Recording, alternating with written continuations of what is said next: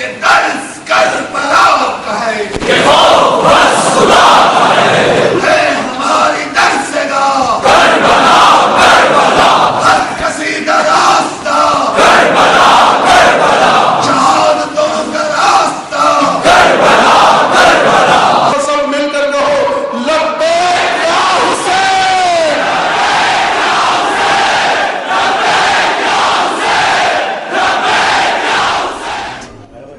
لا حول ولا قوة إلا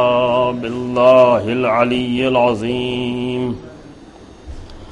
أعوذ بالله من الشيطان اللعين الرجيم. بسم الله الرحمن الرحيم.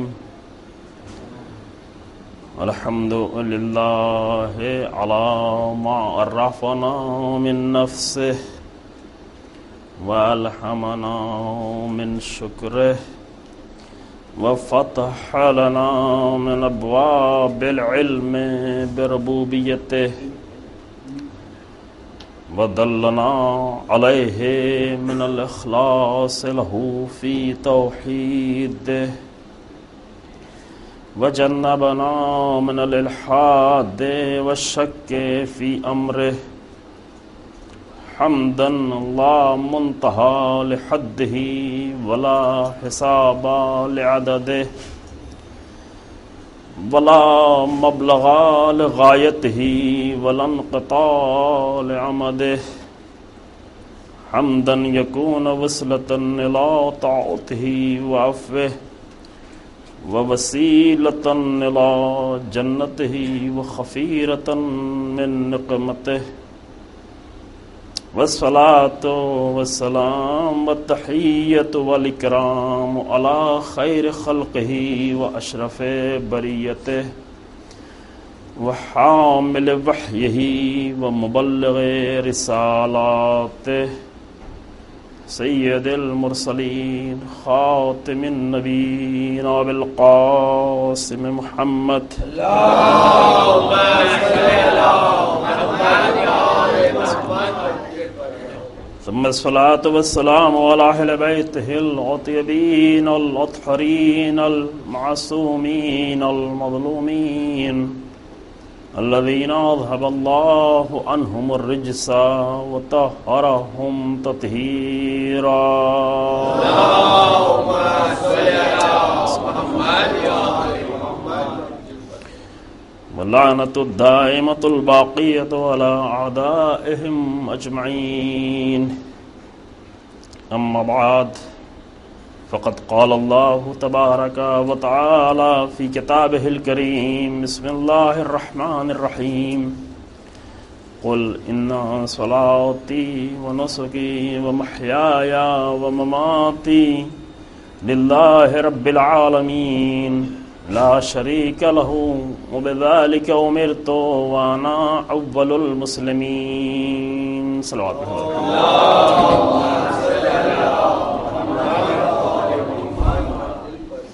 قرآن مجید میں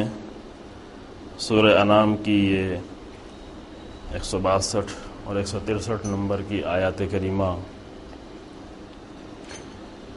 جس کی تلاوت کی سعادت حاصل ہو رہی ہے چند دنوں سے آپ کی خدمت میں،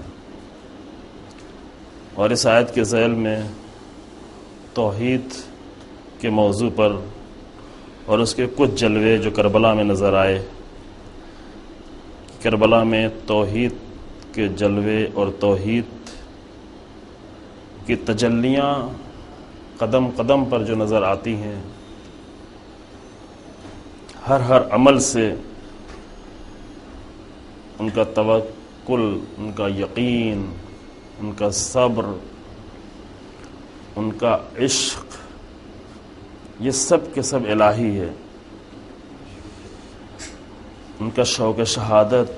ان کا جذبہ شہادت، ان کی قربانیاں، ان کا ایثار،